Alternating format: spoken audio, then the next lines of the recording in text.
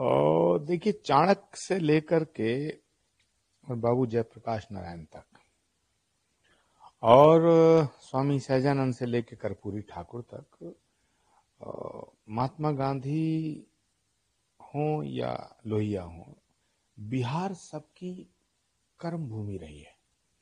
बिहार क्रांति की धरती है और बिहार भारत की आत्मा है। भारत की आत्मा है बिहार। बिहार की जनता देश को तोड़ने वालों का समर्थन नहीं कर सकती। इसलिए जो राहुल गांधी, तेजस्वी यादव, ये सब गमले में उगे हुए पौधे हैं। ये बिहार की जनता का सम्मान क्या करेंगे? ये छठ मैया का सम्मान नहीं करना चाहते। तो बिहार की जनता देश तोड़ने वालों का समर्थन नहीं कर सकती। बिहार की जनता राष्ट्र के प्रति जीवन को समर्पित करने वाले नरेंद्र मोदी जी का समर्थन करेगी, मेरा पूरा विश्वास है। लेकिन गुरु जी, जिस तरह के बयान आ रहे हैं गठबंधन के, कह रहे कि 2/3 बहुमत से हम जीतने जा रही है, काफी ज्यादा। और 2014 में भी ये यही कहते थे, 2019 में भी यही कहते थे, 2024 में भी यही कहते थे। और जब हरियाणा का चुनाव हुआ तब भी ये कहते थे हमारी सरकार बनेगी। महाराष्ट्र का हुआ तब भी कहते थे हमारी सरकार बनेगी। उत्तराखंड में जहां हम खड़े, हरिद्वार की पावन धरा पर, गंगा के पावन तट पर, यहां भी कहते थे कि हमारी सरकार बनेगी। दिल बहलाने के लिए गालिब ये ख्याल अच्छा है। ऐसा को लेकर एक तरह का जो भ्रम फैला जा रहा है, ममता बनर्जी ने भी कहा गया।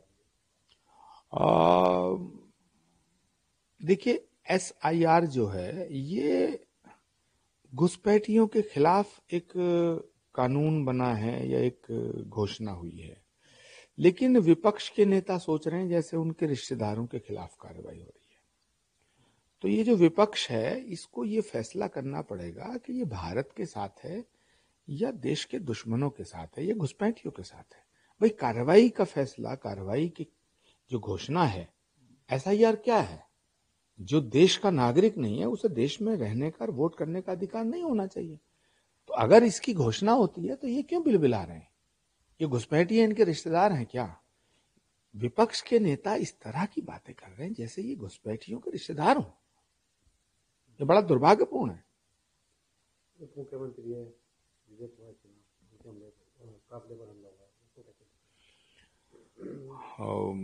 देखिए, ये जो रीजनल पार्टियां हैं जिसमें खासतौर से RJD है, TMC है, ये समाजवादी पार्टी है, ये पार्टियां डिप्टी चीफ मिनिस्टर नहीं, ये तो चीफ मिनिस्टर के ऊपर भी हमला कर सकते हैं। ये लोग तो भारत के प्रधानमंत्री पे हमला कर सकते हैं। ये सब अराजकतावादी शक्तियों के समर्थक हैं। This is most unfortunate for this country, this is most unfortunate for our democracy.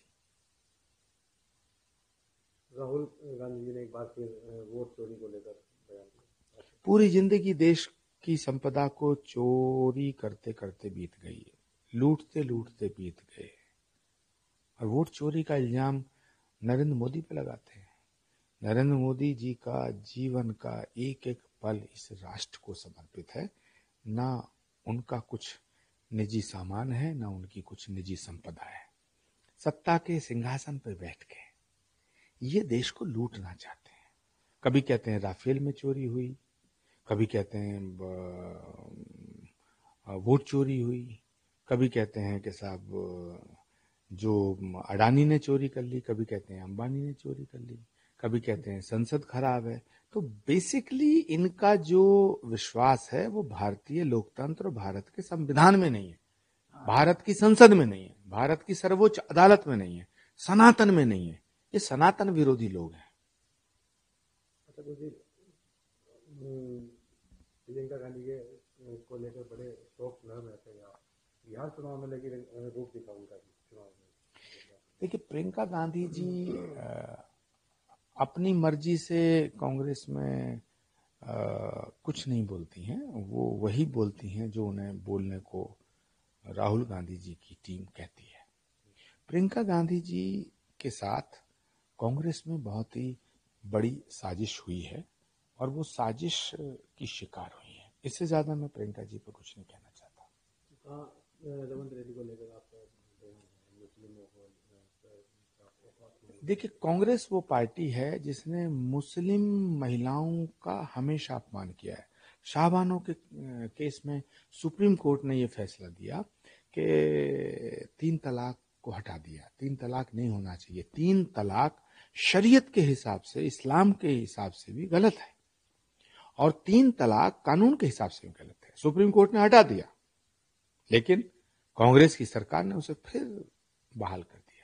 तो मुसलमान बहनों का, जो मुस्लिम बहनों का जो सम्मान नरेंद्र मोदी जी ने किया है, वो तो उसके लिए कोई सबूत की जरूरत थोड़ी है। दुनिया के सामने 3 तलाक को हटाया गया।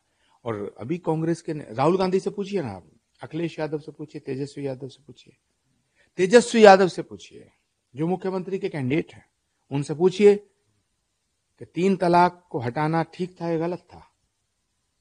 क्या मुस्लिम बहनों का जो सम्मान है वो नहीं होना चाहिए? तेजस्वी यादव इस पर जवाब नहीं देंगे। आप सवाल करिएगा। अगर वो कह दें कि 3 तलाक ठीक था,